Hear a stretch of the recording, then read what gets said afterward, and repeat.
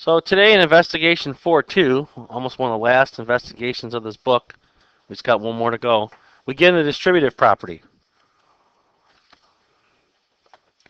So you're reading here that says you can recall that you can use a distributive property to rewrite an expression. I'll move this over to here. So the rewritten expression can be easier to calculate or maybe given new information. So they gave you these squares, right? Well, this is basically kind of a big rectangle broken into two pieces, right? So we know that to find an area of a rectangle, it's your length times your width, right?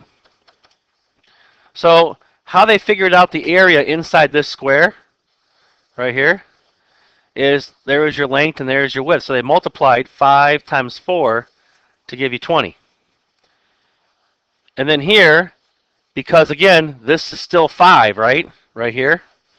And this is 7. They did 5 times 7 to give you 35.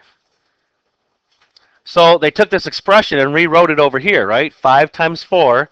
This was the first square. And this is the rectangle. Okay? See how they did that? And they kind of rewrote it as this. And again, the distributive property says that if I take this 5, I can multiply it into both numbers like they did here and here. Okay? They did the same thing down below, this one with a variable. Okay?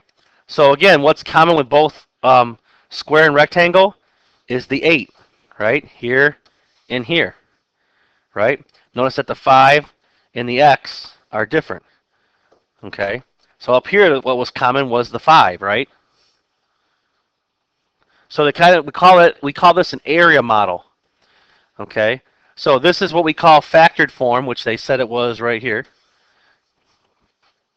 And then when we write it out like this, where we call that expanded form. Right? All right.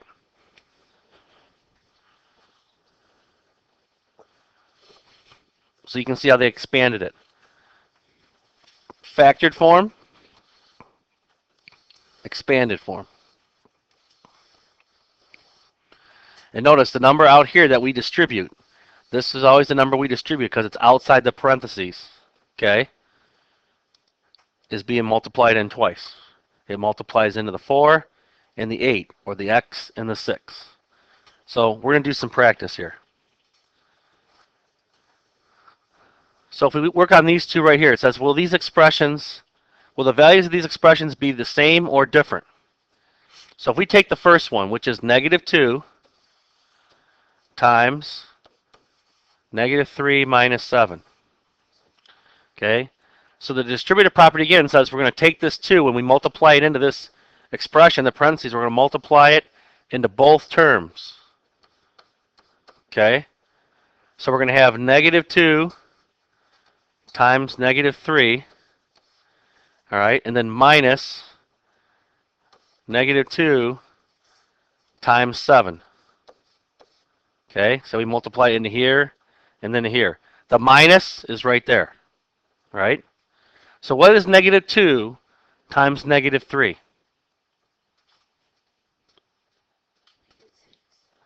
Negative 6. Well, not negative 6. It's a negative times a negative. Positive 6. Minus. And then what's negative 2 times 7? So we have a negative times a positive. Negative 14. So again, when I have a negative number on a subtraction, what do? We add the opposite, right? So we change this to addition. What's the opposite of negative 14? 14. So this answer becomes 20. Okay? Now, if we do the other one, let's see what happens. I'll do this in a different color. And we'll do it right here. So 2 times 3 plus 7. So again, the distributive property says I'm going to multiply it into both terms. Sam, you can go. I'm going to multiply it into here and multiply it into there, right? So 2 times 3 plus 2 times 7. What's 2 times 3? 6. What's 2 times 7? Doesn't it equal 20? So they ended up with the same answer, didn't they?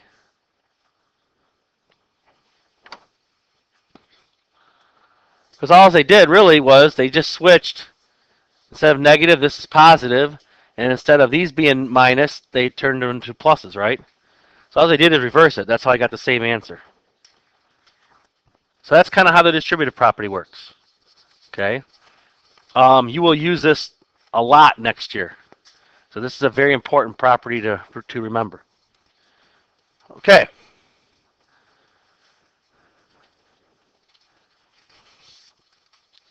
So here's what I want you to work on right now. It says Juan has a balance of $100 in his bank account. So that's what's left, right? During the week, he withdraws $19 and $30. So when you take money out, what are you doing for that $100? You're subtracting, right? Because it goes down, right? So how much money does he have left at the end of the week?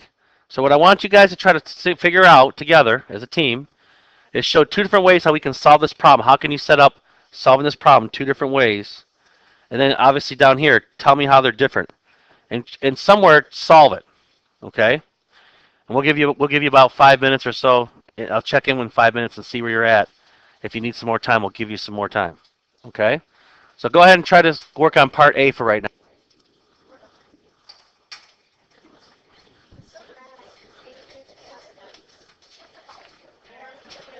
I'm pretty sure I know one way that everybody did, right?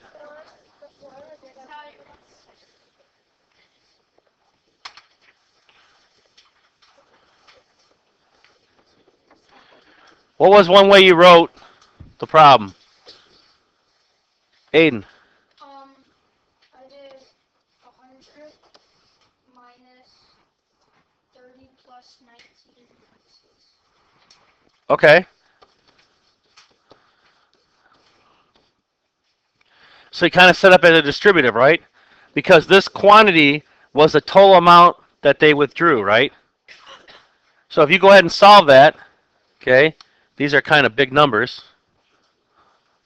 but 100 times 19, right? Because it's basically going to be written like this, minus 100 times 30, right? And 100 times 19 is 1900, and 100 times 30 is 3,000.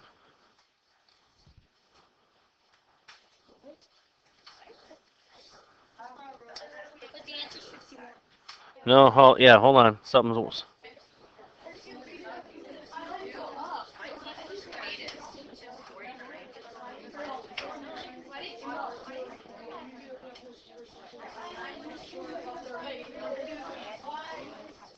All right, let's rewind that.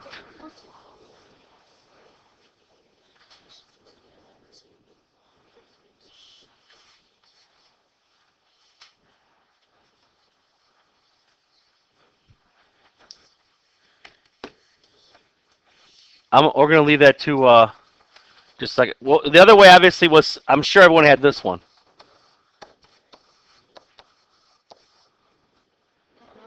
No? Who had something different than that?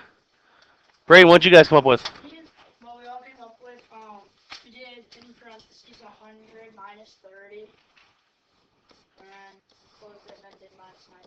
So then we subtracted 30 from 100, minus 30, and then we subtracted 19.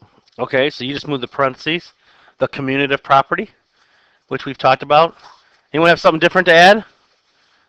As we're idea brainstorming? All right, well, how are these two different? How are the two blue ones different? Aiden? 4 legs. The one to the right has, like, they're all subtracting, and that one has adding. Yeah, this one here is a straight subtraction, right? Where the one over here, you're adding the quantity first that you took away, right? That you withdrew, and then you're going to subtract that quantity from 100, right?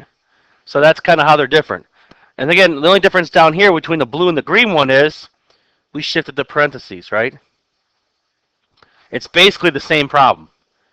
And every answer ends up giving you $51. Right? That's how much money is left in your account. All right, so let's flip it over. So now we're going to start kind of playing with the distributive property. So it says, write the distributive. You use the distributive property to write each expression in expanded form, and then find each value. So again, if we do this here, okay, right? We distribute the 5. This is the number we distribute outside the parentheses, right? Right. So what we're saying here is 5 times 3, right? Plus what? 5 times 2.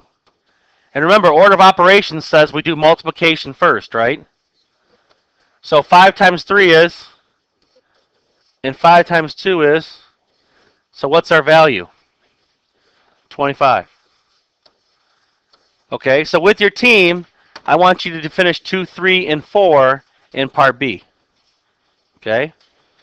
So who wants to share what they got for number 2? Lily. Yep.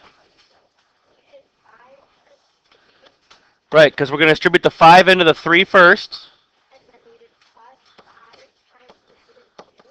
Good. All right.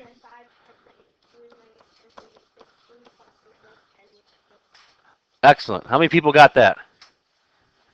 Excellent. Everybody. All right, what about number 3? Because we made a subtle change in number 3.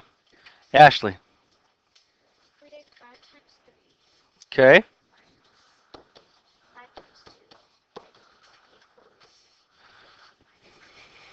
So 5 times 3 is 15. Now we're just subtracting. So instead of adding the negative, we're just subtracting 10. We get the same number, don't we? 5. Very good.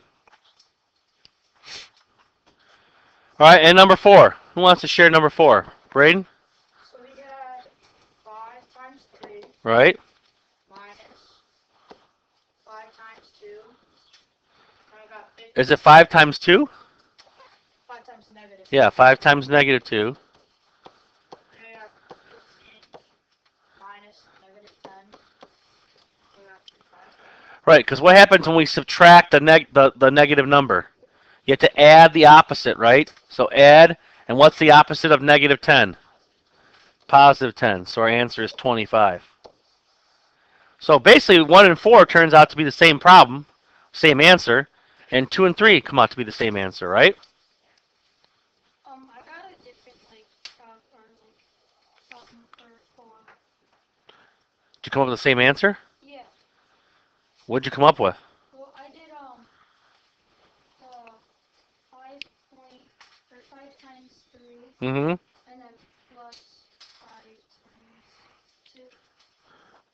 Well, you just changed a negative 2 to a positive 2. Yes. Yeah, I wouldn't get in the habit of doing that. Okay. All right, now we're going to work backwards. So now we have it in expanded form, which is this form, right? And we want to get it to this form. So how we do that is this. I look at basically this. The plus sign separates the two parts, right? Here's one piece and here's the other piece, right? So I got to look at what's common between the two sections. Maria. The 6, right, is the same. So if I pull the 6 out in the parentheses, then I can put what's left. So what's left over here when I take away the 6? The 2, right? The plus sign separates it, so we keep that. And what's left over here when I take out the 6? 3. And there is your factored form. Okay? Now the only difference between that and number 2 is it's a minus sign, right? If I pull out the 6, what's left on the left side of the subtraction sign? 2. Minus, and then what's left on the right side of the subtraction sign? 3. Okay? And that's factored form. And if I put this back in, I do get 6 times 2 minus 6 times 3. They kind of work hand in hand. All right, so with your team, go ahead and get it. Go ahead and finish up 3 through 7.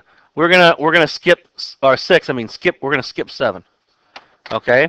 So go ahead and put those other 4 in factored form. All right, so who wants to share what they did for number 3? Helena. -6, open parentheses, 2 plus 3, close parentheses. Very good. Because again, the plus sign separates everything, right? So -6 was common in both. So when I take that out, 2 was left and 3 was left. 2 plus 3. Very good. What about number 4? Aiden? Um, -6, open parentheses, 2 minus 8. Very good. Now, what about for 5 and 6? Because we haven't seen a variable yet. Anthony? X, open parentheses, Very good. This separates them, right? So what's common between the two? An x. So when I pull out the x, the only thing that's left is the 5. And on the right side, when I pull out the x from the 8, the only thing left is the 8. How many people got that? Awesome. Awesome. Gavin, you want to sit up? Pay attention?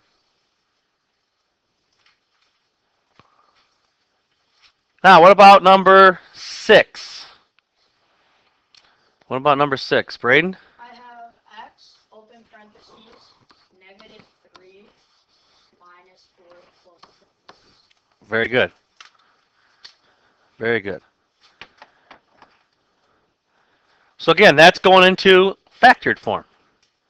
Okay? So, go to the back page real quick. Don't be connected.